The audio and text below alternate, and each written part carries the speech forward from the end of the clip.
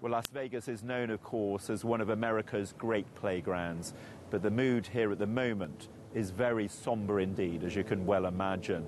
And questions, of course, being asked. What on earth could have motivated a 64-year-old retired accountant to go on a killing spree? And perhaps more significant, how was it that he was able to assemble an arsenal of deadly weapons?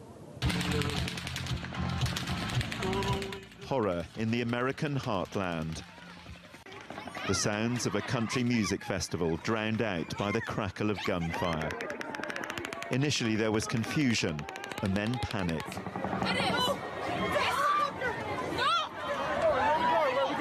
Some threw themselves to the ground, others ran for their lives.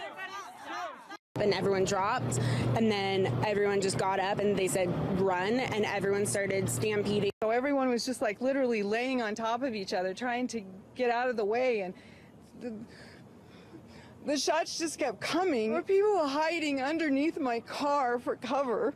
I honestly thought we were done. I had no idea where my mom was. All I had was her. We met some people and latched onto them. That's all we had. The attack was coming from the Mandalay Bay Hotel. Inside, armed with at least 18 rifles and hundreds of rounds of ammunition, the gunman was firing indiscriminately from 2 windows on the 32nd floor.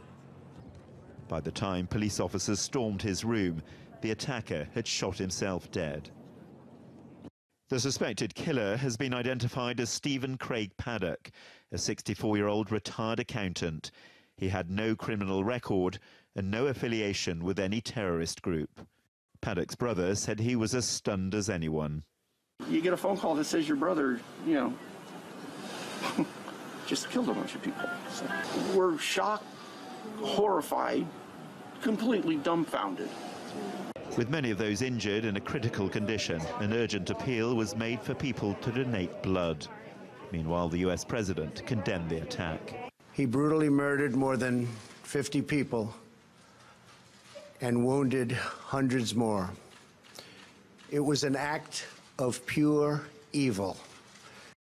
The shooting has inevitably reignited the controversy over American gun law. Gabby Giffords used to represent Las Vegas in Congress.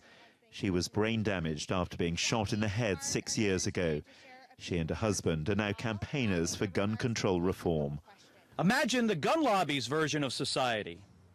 Everyone armed, everyone out for themselves, everyone at risk all of the time. On Monday night, a vigil was held for the victims. Once again, America is reeling from an attack on innocent civilians. And once again, the country's gun culture is under fierce scrutiny. Well, hundreds of people are still in hospital after the deadly shootings. Many of their relatives are now turning up in the city to tend to them, as are some of the families of those who were killed here.